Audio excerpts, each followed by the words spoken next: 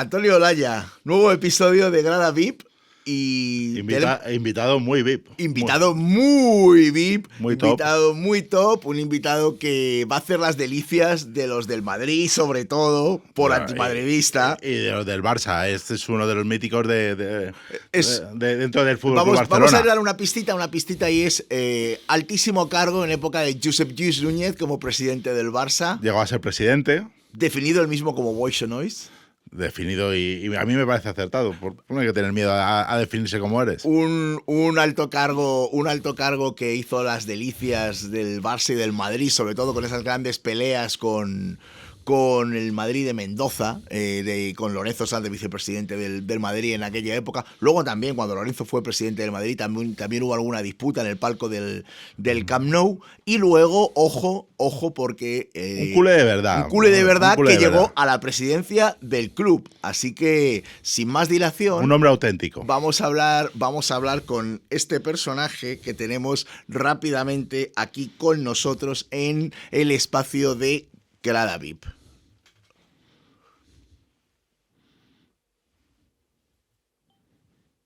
Sí. Don Juan Gaspar, buenos días, ¿cómo está? Muy bien. Aquí estamos en Grada VIP, le vamos a presentar porque tenemos hoy un programa en el que queremos hablar de la Copa del Rey, sobre todo del 90, del Barça, de la primera Copa del Rey, la que ganó Johan Cruyff cuando usted estaba como vicepresidente del Barça, y tenemos algunas cuestiones que queremos preguntarle, pues precisamente un poco para rememorar esa época, ¿no? del Barça, teniendo en cuenta que el equipo tiene pendiente una final de Copa del Rey precisamente con el Real Madrid. Así que, sin más dilación, lo primero que quería preguntarle, don Juan, antes de pasarle con mi compañero Antonio Olaya, era qué es lo que le viene a la cabeza cuando piensa en la Copa del Rey del año 90 con el Madrid en el campo del Valencia. Bueno, yo estuve en Valencia, lo he dicho muchas veces, dado que yo estos partidos... me pongo muy nervioso, me fui a dar una vuelta fuera del campo y volví cuando el partido estaba ya prácticamente terminado. Estábamos ganando 2-0 y ya entonces entré en el campo otra vez. O sea que el partido lo vi poco. No lo vio, o sea que esa era una tradición que usted cumplía, ¿no? Partido decisivo, partido que usted no era capaz de ver en el palco. No era un tema de tradición, un problema de nervios y nada más. Hay mucha gente como yo que no sabían mantenerse sin estar muy nerviosos y para pasar menos nervios se van a dar una vuelta. Don Juan, le quería preguntar, ese partido fue muy decisivo para el Barça del futuro. ¿Qué hubiera pasado si el Barça no hubiera ganado ese partido? O sea, ¿Cruyff peligraba de modo real si no hubiera conseguido esa copa? ¿O el Barça en aquella época sabía que era un proyecto, digamos, que necesitaba su tiempo? Porque sí se decía que si el Barça no hubiera ganado aquella Copa del Rey, recordamos a la audiencia que fue el año que el Madrid con Tosak hizo la liga del récord de goles, de 107 goles, ¿qué hubiera pasado con el Barça si no hubieran ganado esa Copa del Rey? La bola de cristal en la vida el fútbol no existe, ¿no? No lo sé. Es decir, no había sido una temporada brillante. La victoria de la Copa del Rey, pues lógicamente hizo cambiar las cosas en cuanto a la alegría de una victoria importante, más contra el Madrid. Si hubiéramos perdido, pues no sé, seguramente hubiera continuado, porque como usted dice muy bien, había un proyecto por delante, pero en cualquier caso, pues la temporada hubiera sido muy negativa y ya sabe usted lo que pasa en estos aspectos, ¿no? Cuando hay una temporada negativa, normalmente quien la palma es el entrenador. Pero yo no puedo asegurar que nos hubiéramos cargado a Johan si no hubiéramos ganado esta Copa. Pero ¿para qué recordar estos tiempos? Si la ganamos, ya está. Y continuó y después fue 4 años gloriosos, ¿no? Sí, le quería preguntar, don Juan, de todas las Copas del Rey que ha vivido, que por cierto algunas las ha vivido en el Santiago Bernabéu, lo cual tiene su morbo, ¿cuál es la que le deja mejor sabor de boca? La del Bernabéu. La del Bernabéu, bueno, en el Bernabéu ganaron, que yo recuerde, ganaron 2. Una con la Real Sociedad, que esa sí que fue decisiva, después fue el motín del Esperia, el motín del Esperia.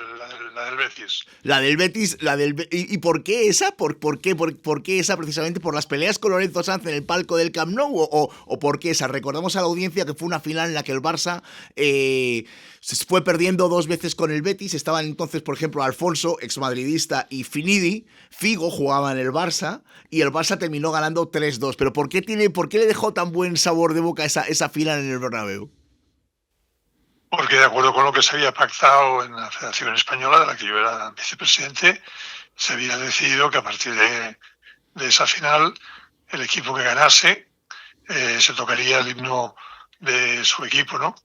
Y para mí que en el Santiago Bernabéu se tocase 3 veces el himno del Barça, pues fue una gran satisfacción, ¿no? Para mí y para los 25.000 culés que había en el campo. Luego lo que ha pasado es que el Barça no ha podido jugar alguna final en el Bernabéu porque tenían problemas logísticos, ¿eh? Habían obras en los lavabos, Claro. y riesgos de que yo pudiera volver a aparecer por allí. Yo estuve. Hola, Joan, soy Antonio Olaya, compañero de José María. Hola. Yo estuve en ese partido, en el del Betis, que jugaba también, si no recuerdo mal, Juan Antonio Pizzi. Pizzi, claro. Sí. Yo estuve en ese partido, yo soy del Atleti y estuve en ese partido invitado. Fue una final espectacular. Volviendo un poco atrás, ¿qué supuso la victoria contra el Madrid? Porque es verdad que lo acabas de recordar tú. Se empezó un cambio de estatuto en el fútbol español con el Dream Team, no solo a nivel de títulos, sino a través de juego, de forma de entender el fútbol. ¿Qué fue ese Barça de principios de los 90 para ti y para todos los culés? Bueno, los resultados cantan, ¿no? Después de esa victoria vinieron 4 años en los que también hay que reconocer con mucha suerte, puesto que 2 ligas se ganaron en el último segundo, perdiendo el Madrid en Tenerife, otra se ganó con un penalti fallado en el último segundo por parte del Deportivo, que si hubiera entrado hubieran sido ellos los campeones, y después una normal siendo muy superiores, ¿no? Pero bueno, eso es el fútbol, ¿no? Unas veces ganas, otras veces pierdes, pero bueno, fueron 4 temporadas sensacionales porque el equipo estaba ahí, estaba luchando hasta el último minuto y salió cara, ¿no? En el sentido de que en el último minuto pues el Barça se proclamó campeón de estas ligas, ¿no? Pero para poder ser campeón hay que estar hasta el último minuto luchando para ellas, ¿no? Don Juan, le quería preguntar, volviendo a las Copas del Rey, la que sí fue absolutamente decisiva, porque si el Barça no gana esa Copa del Rey, no hubiera jugado competición europea, es la que le ganan a la Real Sociedad de Alconada en el Santiago Bernabéu con gol de Alex Sanco. Sí, en un momento en que veníamos de un motín de los jugadores, el ambiente era un ambiente muy enrarecido entre la directiva y los jugadores, el motín famoso de Espedia, y a pesar de esto, pues el Barça y Alex Sanco en este sentido, uno de los líderes de este motín fue el que nos dio el triunfo y los que hicieron que el Barça, por lo menos, lo que pasa es que fue una de las copas que yo menos he celebrado, o que menos se ha celebrado por parte del Barça, debido a esta situación un poco enrarecida entre jugadores y el club, ¿no? Don Juan, 40, prácticamente desde 88 y 12 son 24, 36 años después, casi 40 años después, ¿cómo se ve la situación que dio origen al motín del Esperia? ¿Volvería a actuar igual? Recordemos que fue un problema básicamente de dinero, donde por una ley del gobierno los jugadores ya no podían percibir gran cantidad del dinero que les correspondía en manera de derechos de imagen, lo cual evidentemente les perjudicaba a la hora de pagar, y el Barcelona decidió, si no recuerdo mal, había un par de jugadores que sí lo tenían arreglado, según publicó la prensa entonces, pero el Barcelona decidió que no iba a asumir asumir ese dinero que querían los jugadores, y fue lo que derivó el motín. Don Juan, no sé si estoy plenamente acertado en cómo lo estoy contando, pero 40 años después prácticamente, ¿volvería a actuar igual? A ver, usted está comentando una cosa histórica que ya han pasado 40 años y bueno, pues yo soy de los que creo que el fútbol no se vive de la historia solamente, sino que se vive de la realidad, ¿no? Y ahora estoy más pendiente de la final en Sevilla que no de esa historia triste de ese enfrentamiento entre los jugadores y el club, ¿no? Pues la razón fue la que usted ha dicho, pero bueno, en cualquier caso nunca es bueno tener discusiones con los jugadores por temas económicos, ¿no? Ahora esto ya está pasado, está superado y por suerte ahora ya estamos todos apiñados y unidos. Bueno, está el club, los directivos, su presidente, los jugadores y su entrenador y todos muy dispuestos a ver qué pasa en Sevilla en esta final. Le quería preguntar, don Juan, antes de pasar con Antonio, una última pregunta por mi parte, y es, ¿cómo vive ahora el fútbol desde fuera y si echa de menos su época de directivo? No, yo los veo igual, sufriendo igual, voy al campo por descontado, ahora en Montjuic hasta que no esté acabado el estadio y sufriendo, y cuando me pongo muy nervioso pues me doy a dar una vuelta por el campo. O sea, no, igual. A ver, la pasión que se tiene por el Barça y como el Barça, otros equipos, que por suerte hemos sabido mantener la propiedad en manos de los socios, pues yo creo que es la misma, estando dentro o estando fuera, ¿no? En cualquier caso, yo estoy fuera, pero me siento muy dentro como socio y como propietario, juntamente con 120.000 socios del club, ¿no?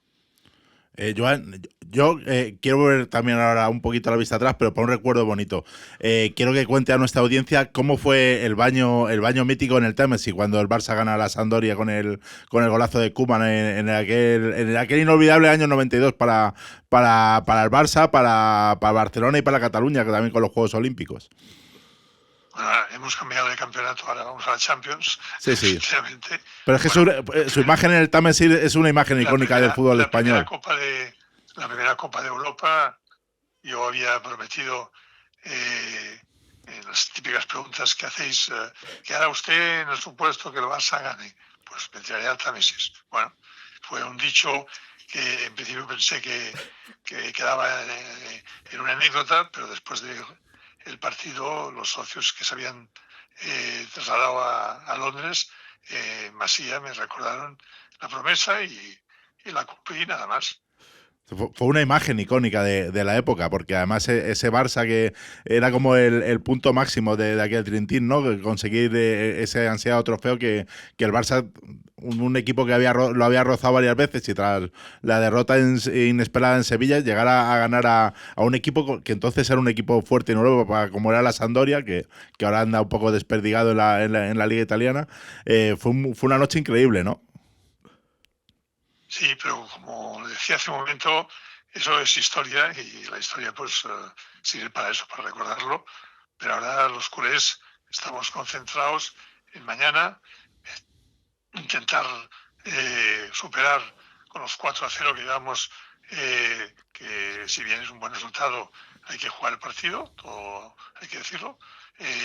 Y aunque yo estoy tranquilo porque creo que somos superiores, pero bueno, también nosotros hemos superado resultados muy adversos en el primer partido y a la vuelta los hemos sabido resolver, ¿no? O sea que mañana también Don Juan, nerviosos, esperando que esos 4-0 sean suficientes para poder pasar a semifinales. Don Juan, una última pregunta. Me gustaría, evidentemente, ¿cómo cree que pasará la historia el Barcelona, digamos, de su época? No voy a decirlo a usted a nivel personal, sino de esa trayectoria que usted inició en el Barça en el 78, si no me falla la memoria, hasta la última. ¿Cómo cree que pasará la historia ese Barça? La historia, para hacer justicia, pasará como el Barça de Núñez, sin ninguna duda. El presidente Núñez, que forma parte de esa historia, fue el ánima y el que hizo que el Barça luchase para conseguir recuperar su prestigio a nivel europeo y a nivel nacional. Hizo 25.000 nuevos socios con una ampliación sensacional para que entrasen todos que estaban hacía años esperando para poder tener un abono, y después y compró los terrenos donde hoy está la Masía, que es la gran fábrica de jugadores que hoy día están dándonos tantas alegrías. Por lo tanto, sin ninguna duda, para mí, la época Núñez, y si quiere usted añadir desde el punto de vista deportivo a Johan Cruyff como entrenador, ¿no? Don Juan, una última pregunta por mi parte. Aprovecho que habla usted de la época de Núñez, evidentemente de la que usted fue parte decisiva como vicepresidente, por preguntarle por algunas figuras de entonces. Se las nombro todas y usted me dice lo que le viene a la cabeza. Nicolau Cassaus, Antón Parera, Amador Bernabéu, el abuelo de Gerard Piqué, y Ricard Maxence. Bueno, Ricard Maxens, desde dentro del club, para mí el mejor relaciones públicas, jefe de comunicación. Si bien ahora hay un buen alumno suyo que lo está haciendo tan bien o igual que él, ¿no? Pero en cualquier caso, Ricard Maxens fue un excepcional que desgraciadamente nos dejó demasiado joven. Y dentro del club, para mí, Nicolau Casals, por descontado, era el corazón del Barça y de las Peñas, y también con él tengo un recuerdo entrañable, ¿no? Aparte del presidente Núñez, que era el padre de esa criatura del Barça de aquel tiempo. Don Juan, pues muchísimas gracias, le agradecemos el tiempo que le ha dedicado a Grada VIP, le deseamos mucha suerte en lo personal, en lo profesional y con el Barça, como no, y esperamos tenerle muy, muy pronto por aquí para poder saludarle en persona. Le damos las gracias. Antonio, si quieres despedirte de Don Juan. No, muchísimas gracias y desearle mucha suerte al Barça en la Champions. Estupendo. Muchas gracias. ¿eh? Un abrazo, Don Juan. Bueno, Antonio, menuda figura que hemos tenido aquí, una figura del balompié español a nivel directivo, un personaje decisivo para el Barça que venía de una época bastante oscurita. Sí. Joan Gaspar, de la mano de Josep Lluís Núñez, en el mejor Barça. Del Barça, según los culés. Hombre, a ver, no hay más que ver de dónde venía el Barça, que era el Barça, y lo comentábamos hace unas semanas, cómo era el Barça grande, pero no tan grande. Es como la figura de Bernabéu o incluso la de Calderón para los otros. El Barça grandes. Moderno y muchas de las cosas del fútbol moderno se le deben se deben a la época de Núñez, a la visión de Núñez, con toda su extensión, porque evidentemente tenía un equipo y de la mano del genio, del flaco, de Johan Cruyff, que es verdad que tuvo suerte, pero que hizo algunos cambios que para los que nos gusta el fútbol fueron fundamentales. Por cierto, hablaba el expresidente del Barça, Antonio Joan Gaspar,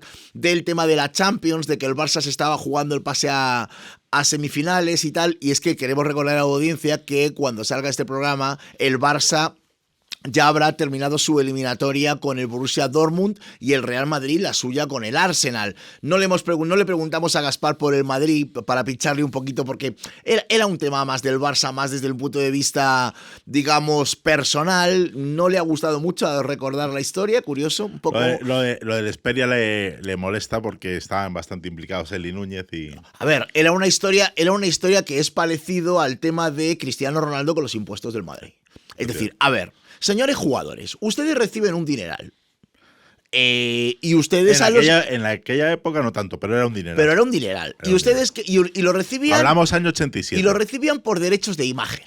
Año 86. Sí, el Esperia es es la temporada del 87-88. No, 86. No, es la temporada 87-88. Sí. Y lo que pasaba es que hubo un cambio por el cual el porcentaje que podían los jugadores cobrar por derechos de imagen y que tenía un pago de impuestos mucho menor que si tienes que hacer la declaración de la renta como toda persona.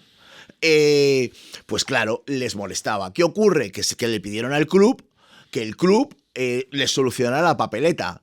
Básicamente para que, como decimos ahora, les llegara limpio de polvo y paja. Sí, Entonces, era un Barça que venía en muy malas horas. A ver, era la época dura de los triunfos del Madrid, que ganaba del Madrid a la Quinta del Buitre, que ganaba la Liga en marzo. Tenían a Luis Aragonés de entrenador. Se habían encargado a Terry Venables, que es el entrenador que le da la primera liga al Barça después de unos cuantos años, con el que llegan a la final de la Copa de Europa en Sevilla, con 50.000 almas del Barça ante el Steaua de Bucarest, que era el convidado de piedra, y la pierden en los penaltis, porque Urruti para penaltis. Sí, pero es que el Barça no mete el Barça yo no sé si mete alguno, no, que es la final, que es la final en la que Schuster, cuando le cambian, se va del vestuario, se coge un taxi y se va al hotel. Sí, sí. O sea, quiero decir, el Barça el portero del Steaua era Tucanan. Y en el Steaua jugaba Belodedici, que es el que Lacatus, que era el delantero que luego jugó en el Oviedo, Belodedici, que luego estuvo en el Valencia, que era un central buenísimo. Y Tucanan, que falleció este año, el portero. Este año, el del bigotito. A finales de 2024 falleció de cáncer. Y entonces, bueno, pues eso fue una cuestión muy traumática para el Barcelona, que en este caso, pues Es este Agua que juega en esos años 80 y primeros 90 2 finales de Champions. Una que gana al Barça y otra que pierde con el Milán en el Nou Camp. La del Milán, el Milán de los holandeses. Que es el que le pasa por encima. Sí, claro, era un equipazo ese Milán. Y luego, pues lo que decíamos, el Barça venía de una situación muy complicada, lo que yo comentaba, que Gaspar no ha querido entrar mucho. El Barça, si no le gana la final de la Copa del Rey, por cierto, con 4.000 del Barça y 30.000 de la Real en el Bernabéu. Sí, en el 88. Los aficionados vascos en los 80. No, se movilizaban muchísimo, pero el Barça además había una situación incomodísima. Los aficionados tampoco estaban muy contentos con la situación y el Barça con un gol de Alex Sanko. La Real era el tenía un equipazo, ¿eh? La Real era el actual campeón de Copa.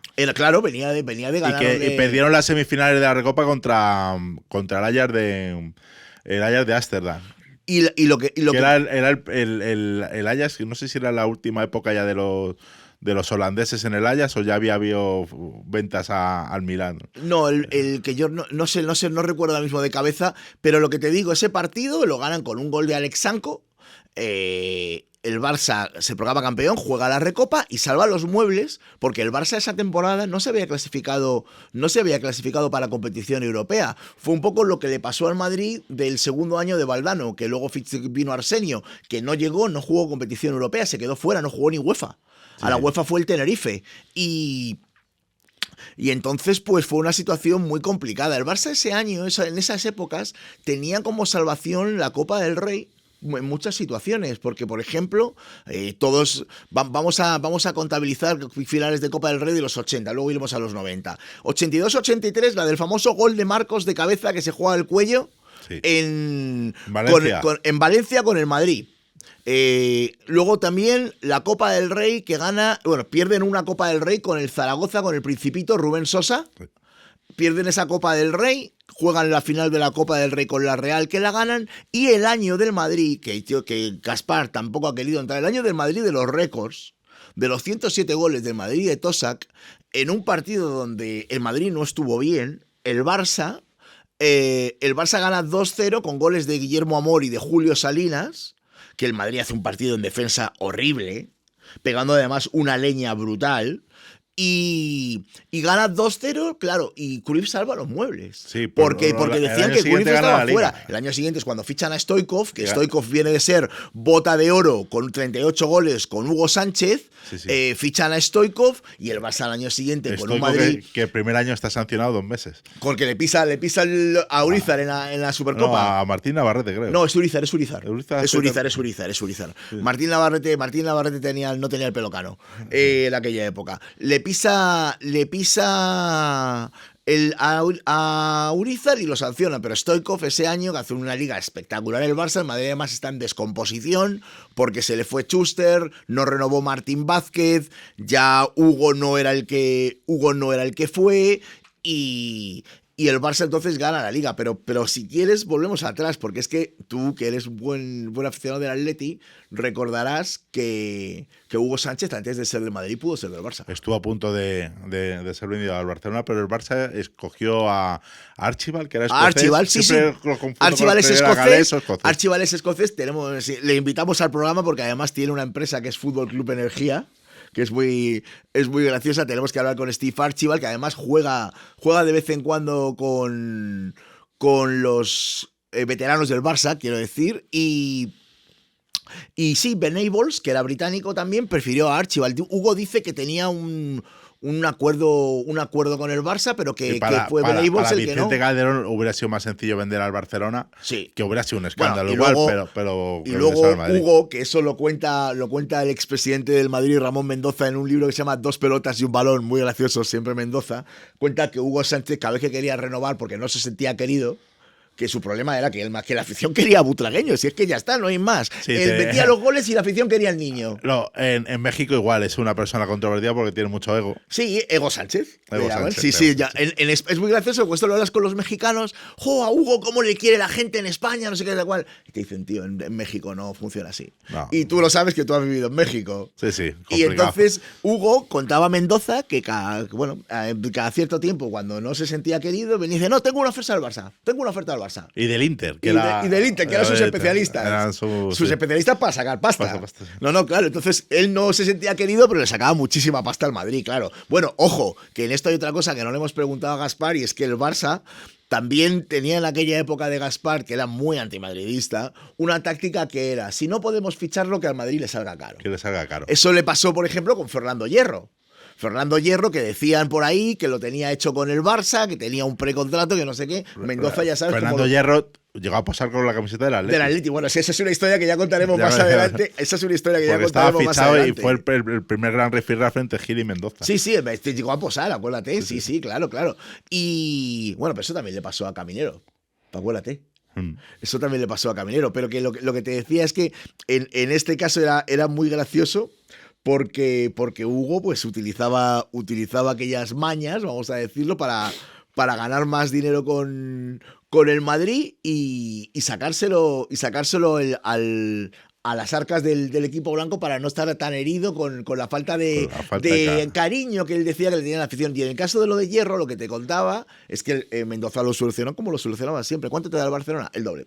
No discutimos. Entonces, claro, como con pólvora de rey, todo el mundo... el dinero no era suyo. No era suyo, pues no había ningún problema. Ahí estamos. Pero bueno, si quieres volvemos... Fue un Barça un poco, de los 80 hasta la llegada de Cruyff, fue un poco oscuro.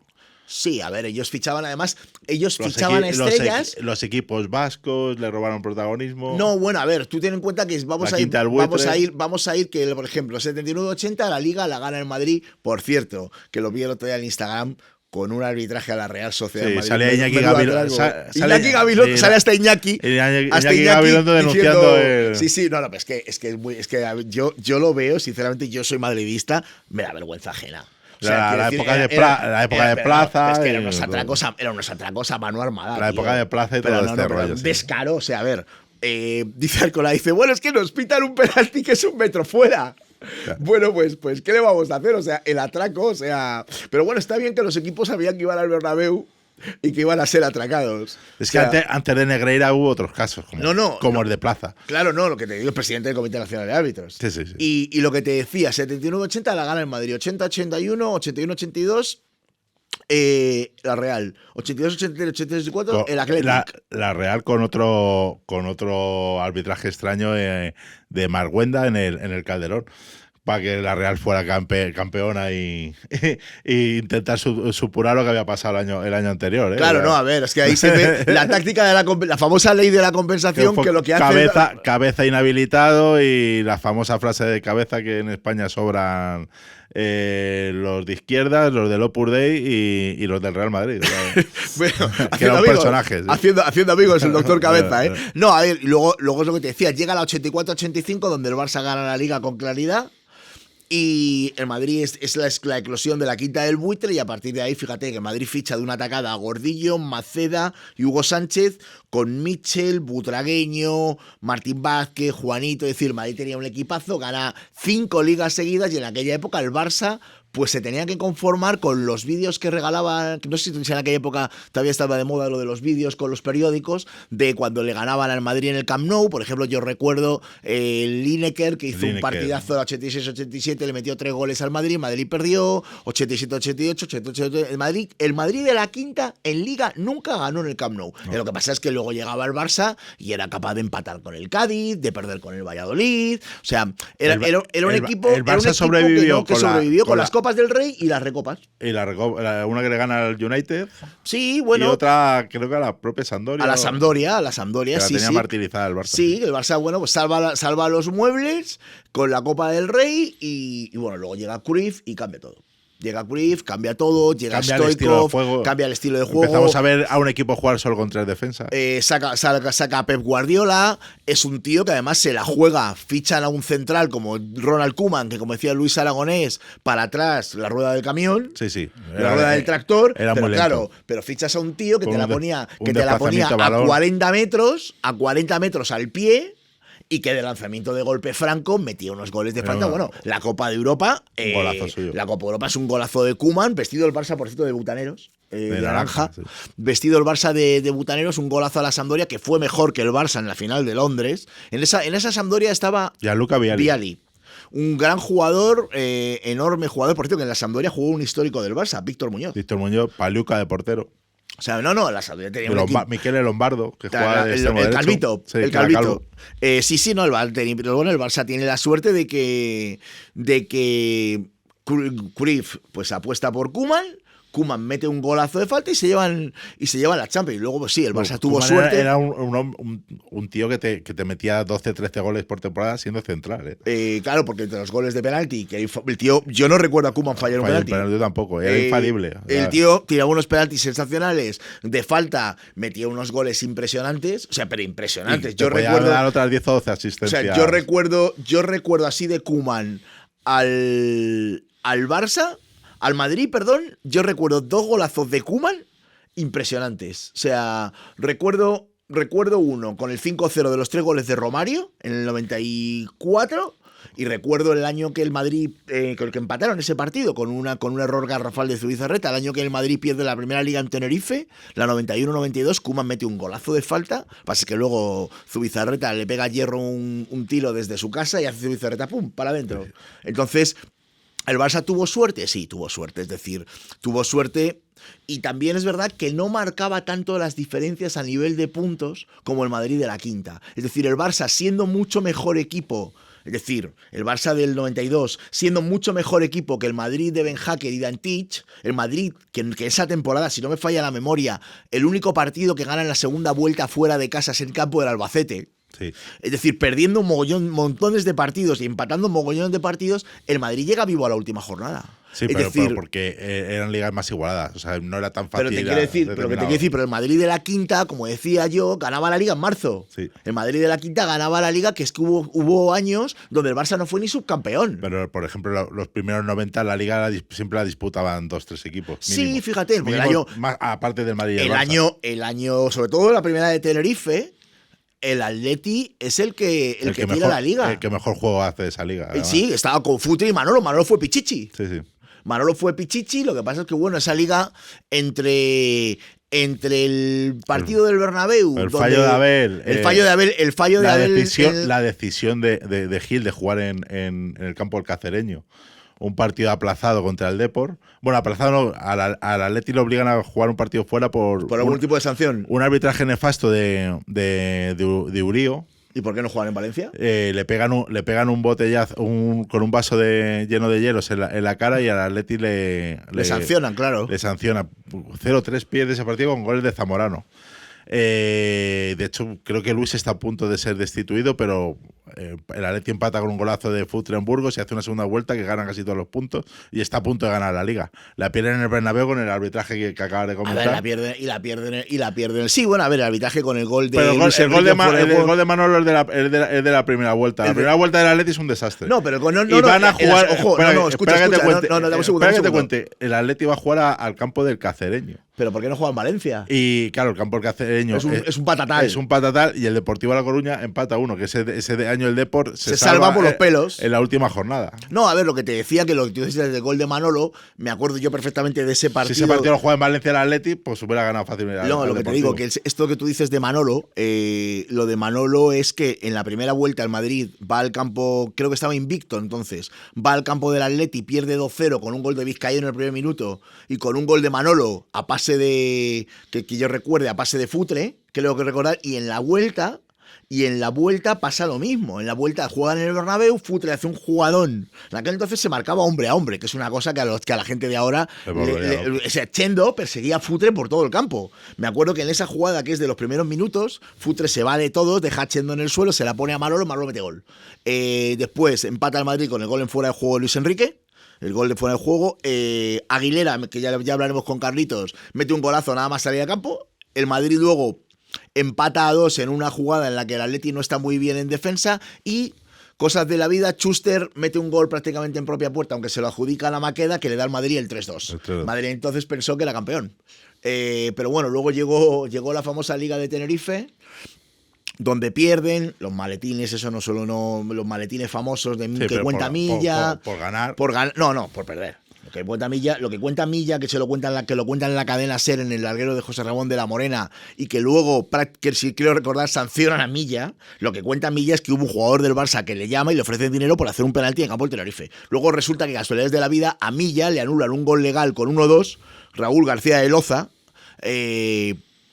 le anula un gol legal por mediación del Linier con 1-2 que hubiera sido el 1-3, y luego viene el desastre con el autogol de Rocha, la fantochada de Bullo llevando el balón que se iba fuera, que lo mete dentro, que lo mete Golpier, y luego la otra liga de Tenerife, la de los 3 penaltis que no le pitan al Madrid, que eso es cierto, es completamente cierto, pero bueno, como yo digo, todas esas ligas también tienen sus errores, es decir, el Atleti, la del 92, el famoso partido que va ganando 2-0 al Barça y termina 2-2 con un gol de Vaquero por un error gravísimo de Abel.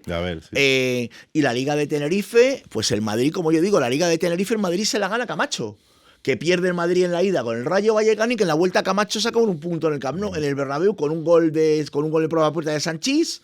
Mitchell falla un penalti con Wilfred. Es decir, bueno, pues son cosas que pasan, ¿no? Pero al final sí que es cierto lo que yo comentaba, porque ahí están las cifras. El Barça no demostró en puntos, la superioridad en el campo. Otra cosa es lo que pudo tener de final el Dream Team, que yo creo que fue un final muy cruel, ¿no? Perder, o sea, quiero decir, el Barça de Romario, y de Stoichkov y contra un equipo que no era superior al Barça. Lo que pasa es que Milán de Capello tenía estas cosas en las finales. Capello perdió unas cuantas finales de Champions. Pero o sea, que este día le salió el partido a Savicevic y a Boban. Ojo, que como siempre vamos a decir. Y Daniel Masalo, que era un secundario de lujo. Sí, bueno, y de Sailly. Que era otro. De Sailly, que era una bestia. Venía del Olympique de Marsella, ganar la Champions con el Olympique de Marsella. Claro, no, o sea, el gol de Sailly, el último gol de Sailly que hizo Zarreta, que de Sailly en el Milán jugaba de centrocampista. Así que un todoterreno. Y vamos a hablar ahora de coches. Vamos a hablar de coches con Javier de Benito. Los todoterrenos y los que no son todoterrenos. Javier de Benito desde Chasis Cero, hablando de motor, aquí en Gradaví.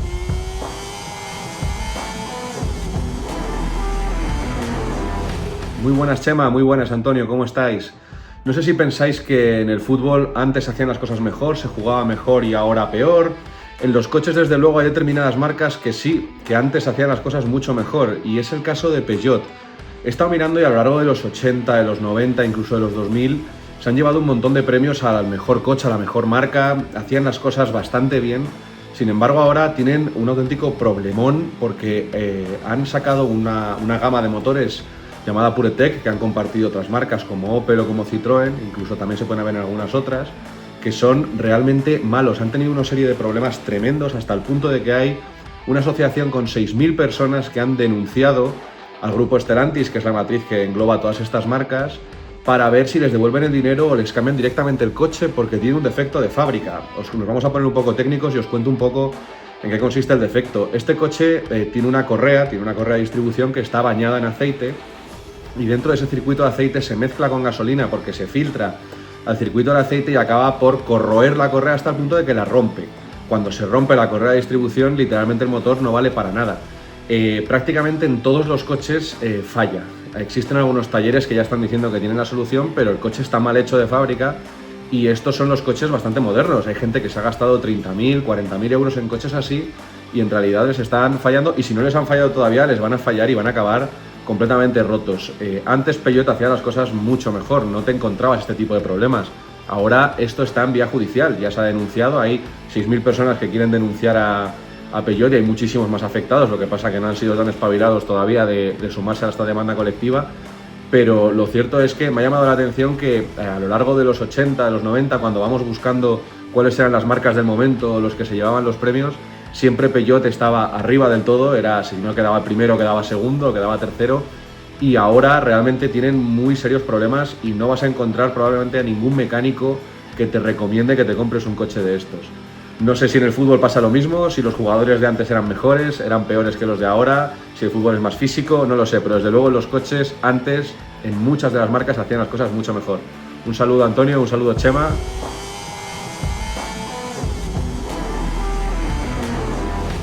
Bueno, pues hemos visto a Javier de Benito pegando caña con el motor, como siempre, desde Chasis Cero, Antonio, y caña.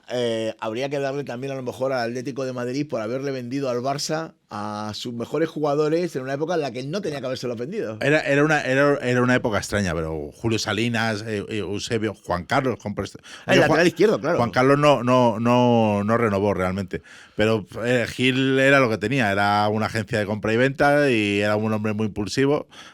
Tú y yo conocemos gente muy impulsiva en la dirección de empresas. Sí. Y claro, pues era lo que pasaba. Salinas salió, Eusebio, que era un jugadorazo y que el centro del campo del Atleti lo hubiera notado mucho si hubiera aguantado. Y Juan Carlos. Juan Carlos, que la última gran temporada que hace en el Atleti, el Atleti gana la Copa del Rey contra el Mallorca en un día de muchísimo calor en Madrid, y esos jugadores pasaron al Barça. Pero para hablar de fichajes de la época de Gaspar, hemos dejado para el final al fichaje más sonado que tiene su época, no como presidente, sino en la junta directiva de Núñez. ¿Te acuerdas del fichaje de Maradona? De cómo traía Maradona de Boca. Pensé que ibas a hablar de Romerito. No, Romerito es un fiasco, pero para nuestros espectadores más conocidos, cuando traía Maradona de Buenos Aires, que incluso interviene en la junta militar para parar la primera vez que Minguella intenta traer a Maradona a España. ¿Te acuerdas de eso? Sí, bueno, a ver, ahí tú tienes también tu tela, porque vaya en este caso panorama para el Barça, para el Madrid, para el Atleti, porque fíjate lo que era traer a ese jugador en aquel momento, Antonio. Sí. Todavía no tenía la dimensión que tenía, pero ya apuntaba maneras. Un primer año los propios militares lo aguantan en Argentina, pero luego ya lo traen, lo logra traer el Barcelona, y es un poco chasco. Está 2 años en Barcelona, 2 o 3, ahora no, Sí. 2, y gana una Copa del Rey solo, y pues, se enfrenta al mejor Atleti de Bilbao prácticamente de la historia, con Javier Clemente, con esos jugadores.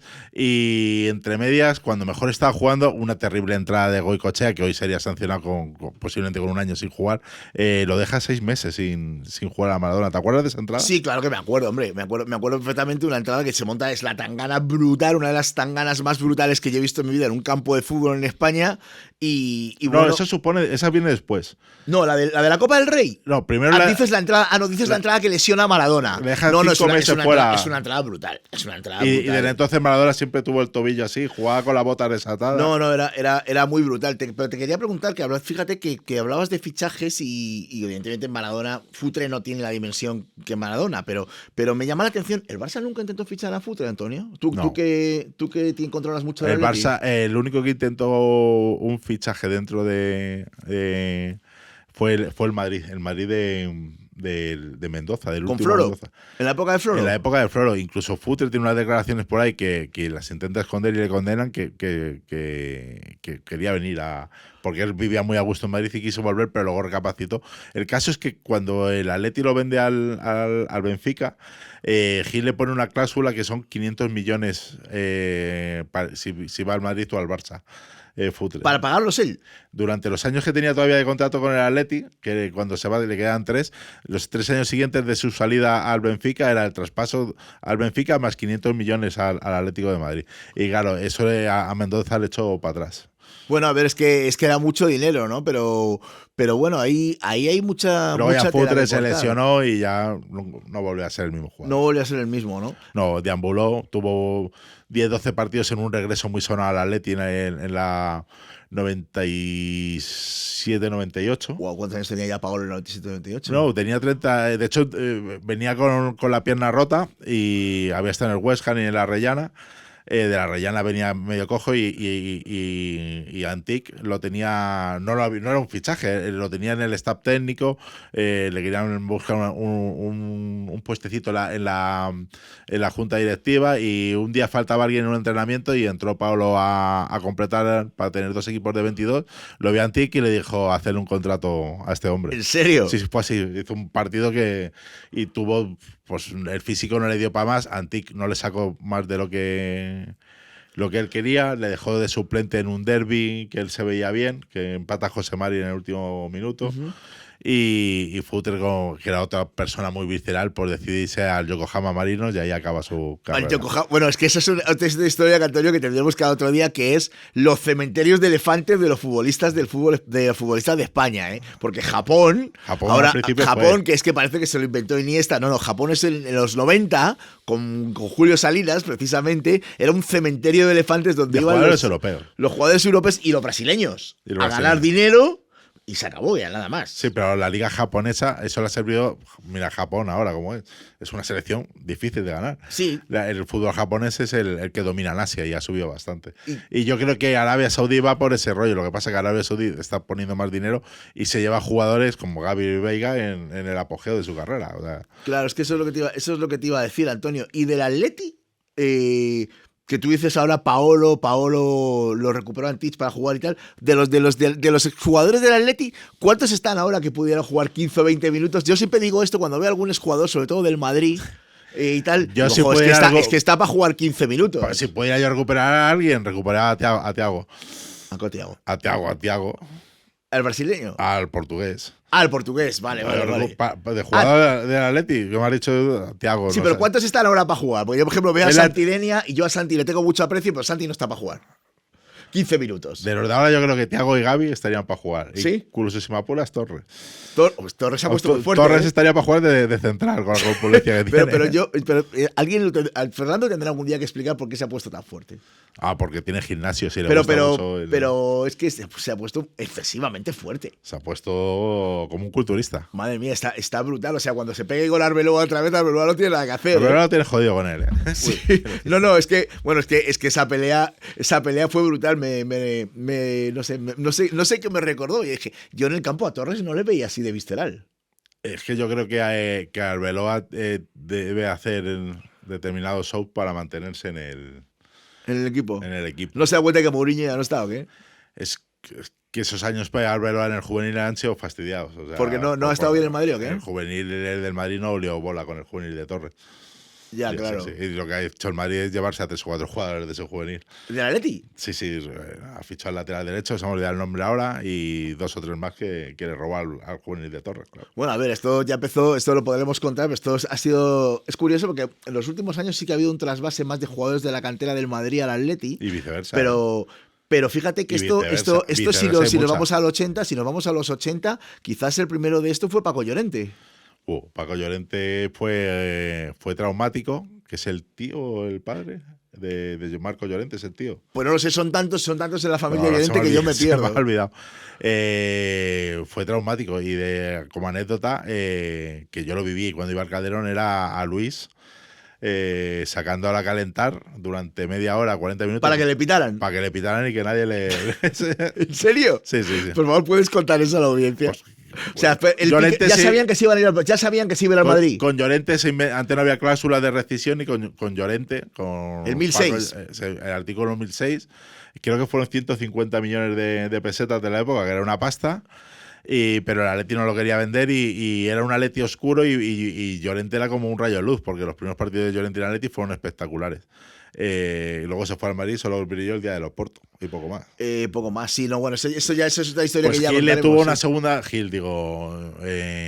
Luis Aragonés le tuvo toda una segunda vuelta sin apenas jugar y le ponía a calentar y la gente pues se dedicaba a silbarle en el Calderón. Pues ya lo tenía firmado, ¿no? Bueno, pues caliente ha estado el programa hoy con Joan Gaspar y con todo lo que has contado del Atleti, ¿eh? Por cierto, que bien me cae Joan, me parece un tío auténtico. A mí también. Con sus historias y sus fallos, como todo tenemos todas las personas, pero creo que el fútbol con gente como Gaspar era mejor. Es más divertido, sobre todo que es más divertido. Ahora es como mucho más educadito, mucho más ofendidito. Es un buen tipo. Es un buen tío y además lo hizo muy bien en el Barcelona, en la época sobre todo de la vicepresidencia. Pero bueno, esto vamos a seguir en otros capítulos de Cada VIP, Antonio, hablando de lo que fue el fútbol histórico de España en los 80, 90, 2000. Así que para la siguiente tendremos muchas más cositas que contarles. Antonio, que no se nos olvide las redes sociales. Las redes sociales, por favor, darle like, pinchar, interactuar y contarnos lo que queráis. Si habéis visto algún fallo nuestro, nos lo decís. Cualquier duda y cualquier historia que queráis en comentarios lo atenderemos encantado. Que os vaya muy bien. Hasta otra.